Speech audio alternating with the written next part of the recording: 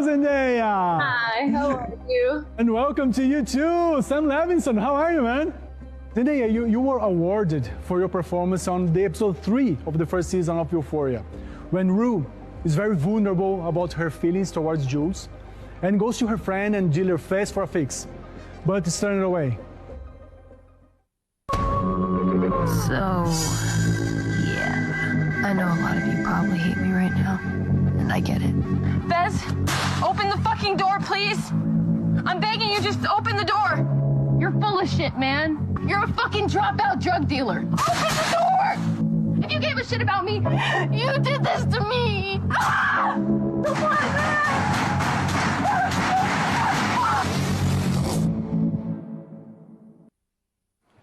That scene is so strong and heartbreaking. Do you remember how the shooting of that scene was and how different or similar it was compared to the day you first read the script? Yes, I remember that day like it was yesterday. Partially because it was a very, very long day. I was out there crying for maybe like, I don't even know. It must have been like 6 hours. It was it like could have eight.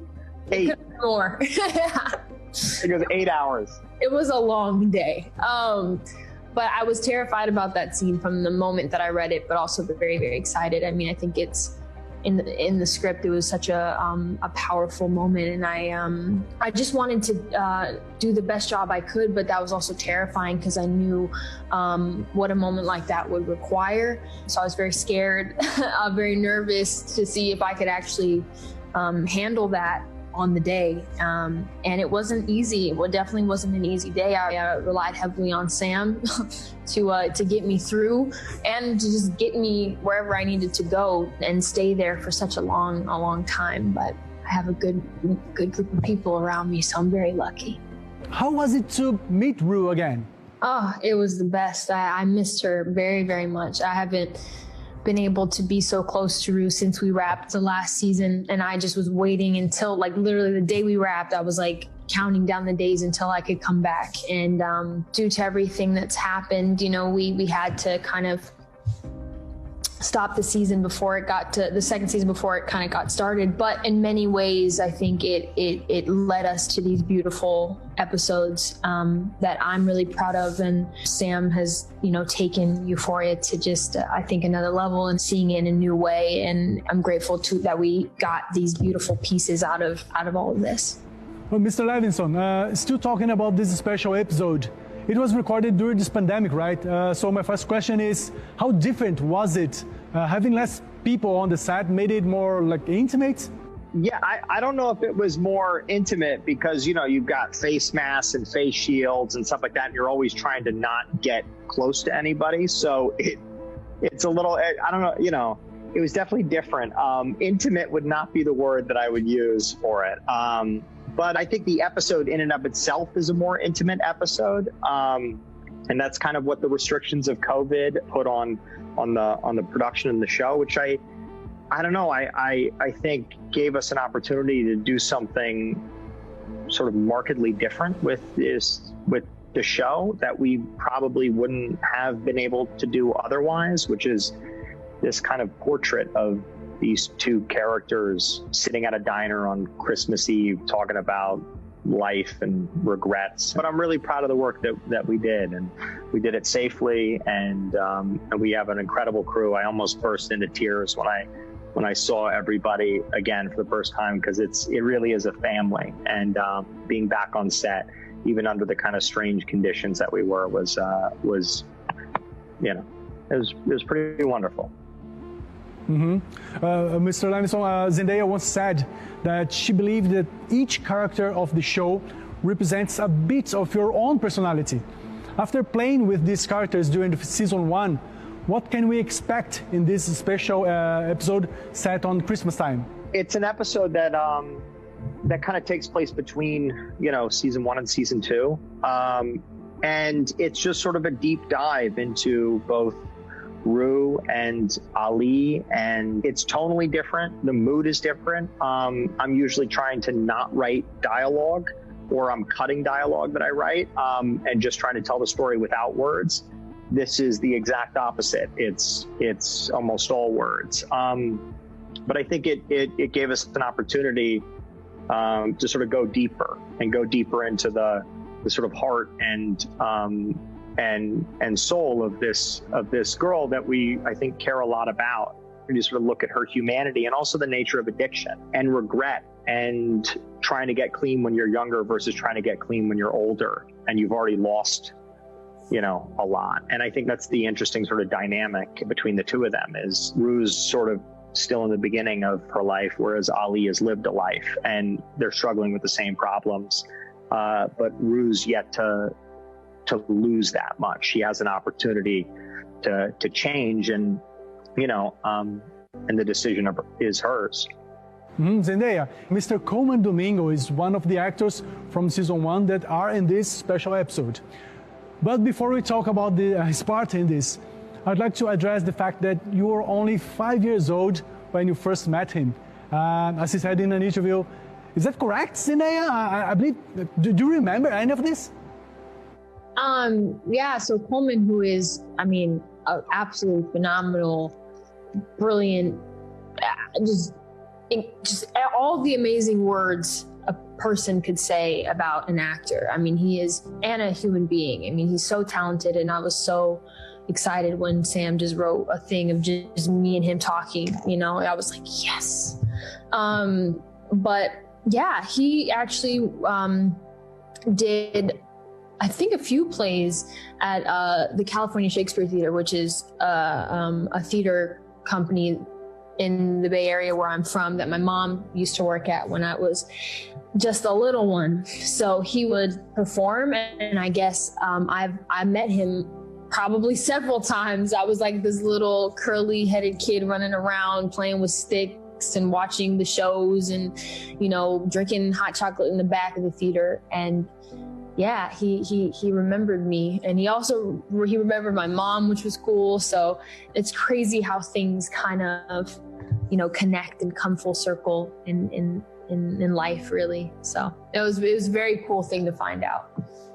Sam, now jumping back to Rue's story, Ali is seen as some kind of a savior to her. Without any spoilers, what can you tell us about his part here after the way the season 1 ended? Well, I think Ali sees helping Rue as a way of making up for some of the mistakes that he made in his life. And I think,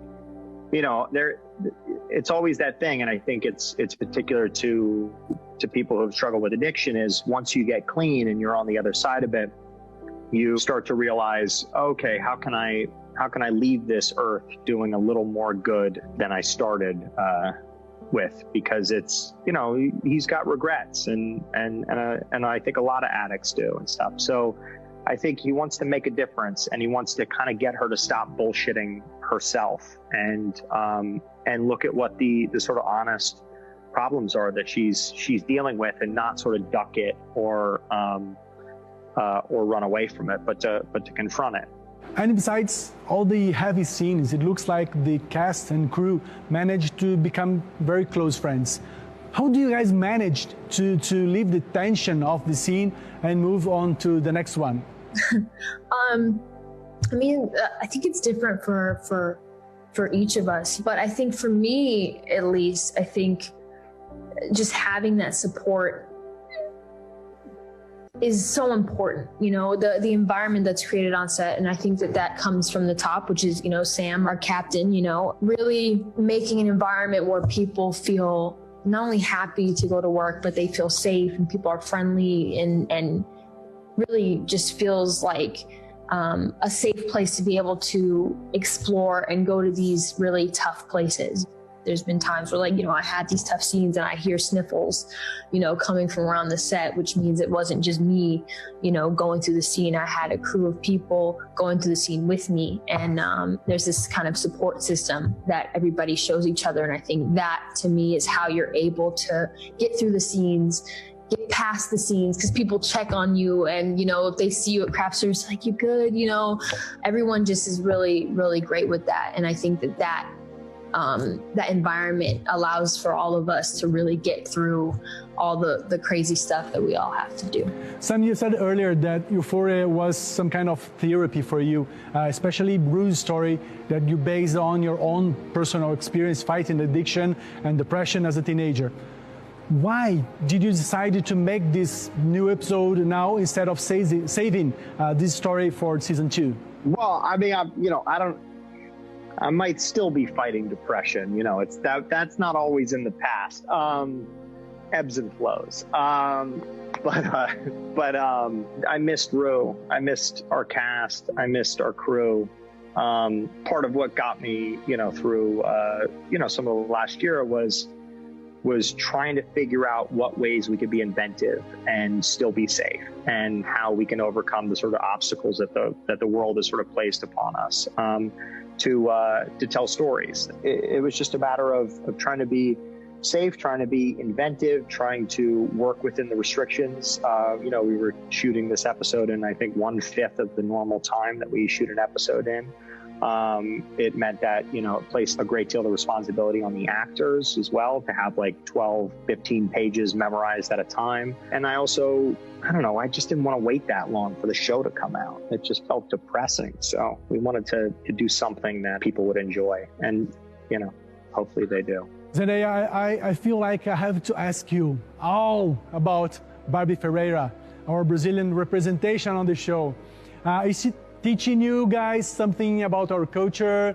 Does she like to talk about Brazilian fans and how excited they are about the show? Barbie is incredible. She's so talented. There's nobody that could be Kat and do what she does with that character. I think she's incredibly talented. So that's one. But yes, no, she's very proud of her Brazilian culture, and she, to my knowledge, she speaks fluent Portuguese, which is really cool. I would love for her to teach me some things because I do not know another language, which is sad and my bad. So yes, Barbie, please hit me up with the lessons because I just think that's so cool. And I know that her mom is also a chef, so they get down with that too. So Zendaya, you sing and dance on episode 8. It's one of my favorites. Maybe some people who were learning about your work at that moment never heard you singing before. And people who knew you could sing, probably they were not expecting a musical act like that. Did you know about that sequence when you signed for this role? And can you expect more of that? No, I thought he was joking. He said, I want to do a musical number. And I was like, that's funny, Sam. But he wasn't joking. But like I said, if there's anybody that I would do a musical number for, it would be Sam Levinson. So, he'll always find a way to make it something special, and I trust him in that sense. So if he ever decides to do it again, we'll see. Let's talk about Labyrinth. Sam, how did you get to know his work? And Zendaya, how was your collaboration with him? I got to know Labyrinth through a friend of mine who's also our music supervisor on the show, along with Jim Malone, but it's Adam Lieber. And, he's known Labyrinth for a long time, and he was playing me his music. And as soon as I heard it, I just knew that he would be able to kind of get inside the souls of these characters, because there's such a kind of playfulness and creativity and kind of fantasia, and God, did he give this show wings. So very grateful to him. Yeah, he's so special. I mean, I was lucky that I was able to sing on his song. I was nervous to have to tackle it because his version and his way of doing it was so damn good that I was like, all right, well, let me see what I can do, because wow. But yeah, I mean, he blows me away. Even sometimes I just listen to the soundtrack if I'm really, in my Euphoria feels and need to reminisce for a moment. It really, he has created a sound that I've never heard before. So yeah, I was very lucky to kind of be able to work with him. Thank you, Zendaya. Thank you very much, Sam Levinson. It was a pleasure to have you here. And I hope next time you do come to Brazil. Would love that. Thank you so much for having us.